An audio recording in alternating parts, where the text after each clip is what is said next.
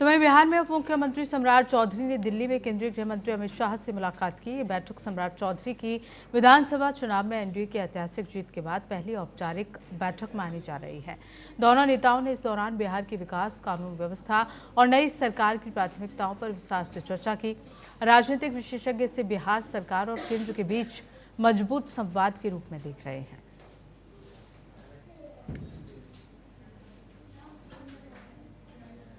दिल्ली में बिहार बीजेपी अध्यक्ष और मंत्री दिलीप जायसवाल ने विधानसभा चुनाव में पार्टी की प्रचंड जीत और जन समर्थन पर संतोष जताया। उन्होंने कहा कि चुनाव में काम करने वाले नेताओं की मेहनत और जिम्मेदारी निभाने के लिए आज आभार और अभिनंदन समारोह आयोजित किया गया है। इस समारोह में केंद्रीय गृह मंत्री अमित शाह और बीजेपी के राष्ट्रीय अध्यक्ष जेपी नड्डा सहित अन्य नेता उपस्थित रहे और सभी कार्यकर्ताओं का आभार व्यक्त किया। वहीं बीजेपी नेता दिलीप जायसवाल ने कहा कि बिहार का संदेश पूरे देश में गया है। चुनाव में विभिन्न प्रदेशों से भारतीय जनता पार्टी के महत्वपूर्ण नेता, सांसद, विधायक, केंद्रीय मंत्री, उप मुख्यमंत्री, मुख्यमंत्री ऐसे हमारे वरिष्ठ नेताओं को प्रवासी नेता के रूप में अलग अलग विधानसभा, लोकसभा में जिम्मेवारी दिया गया था और जिस तरह का अपार जन समर्थन, थंपिंग मेजॉरिटी बिहार विधानसभा चुनाव में मिला, तो हम लोगों ने अभिनंदन और आभार वैसे नेताओं को जिन्होंने करीब 2 महीना समय अलग अलग विधानसभा और लोकसभा में दिया और जिनका मेहनत और उन्होंने जो अपनी जिम्मेवारी निभाई, उसी के लिए आज आभार और अभिनंदन समारोह था। देश के माननीय गृह मंत्री और भारतीय जनता पार्टी के पूर्व राष्ट्रीय अध्यक्ष और उनके साथ भारतीय जनता पार्टी के राष्ट्रीय अध्यक्ष श्री जेपी नड्डा जी और आदरणीय श्री अमित शाह जी, राष्ट्रीय संगठन महामंत्री श्री बीएल संतोष जी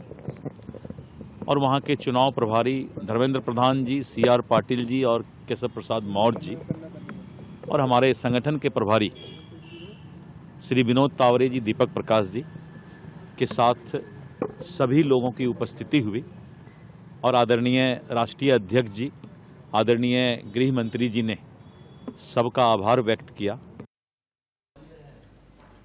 जिले में औद्योगिक आपदाओं से निपटने की तैयारी को लेकर डीडीएमए की ओर से एक टेबल टॉप बैठक आयोजित की गई। इस दौरान उपायुक्त अजय नाथ झा की अध्यक्षता में बैठक में बीएसएल प्लांट में होने वाली लेवल 3 सीबीआरएन मॉक ड्रिल की रूपरेखा पर चर्चा हुई। बैठक में एनडीआरएफ, सीआईएसएफ, फायर ब्रिगेड, स्वास्थ्य और पुलिस विभाग सहित सभी एजेंसियों ने आपदा प्रतिक्रिया, सुरक्षा रणनीति और संसाधनों का विवरण साझा किया।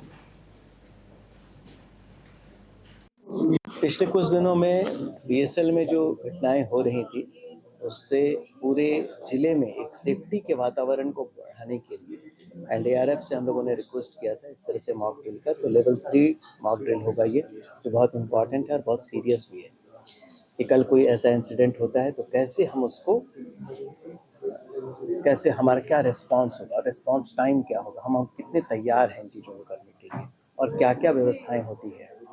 कौन कौन से लोग इसमें स्टेक होल्डर्स हैं और सबके एसओपी का टेस्ट भी हो जाएगा कि किस तरह से वो ऑपरेट करते हैं। एक तो वो चीज़ है, इसलिए कल पूरे ज़िले में किसी को पैनिक होने की ज़रूरत नहीं है, लोग रहेंगे। लेकिन आज आपको हमारे जो पब्लिक रिलेशन अफसर हैं वो ब्रीफ भी करेंगे, सारे मीडिया को बताएंगे इस मॉक ड्रिल के बारे में, किस तरह से ये मॉक ड्रिल होने जा रहा है।